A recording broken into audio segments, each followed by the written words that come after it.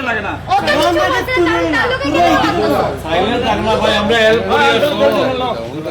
তোর কে মানুষ তেল নেবো না আনবো জানি না আমরা তো তেল দিয়ে হেল্প করি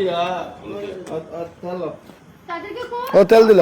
ও কিছু করছে না আমি করছি কি বই তুই বাড়ি যা আরে আমাদের দেশ স্বাধীন আফটার 20 ইয়ার 21 ইয়ার ওল্ড আমরা রাস্তায় বলতে পারি তুমি আমারে তো যান যান দাদা যান এনি প্রুফ জাস্ট মিনিট আমি শিলচরেরই হই ও শিলচরে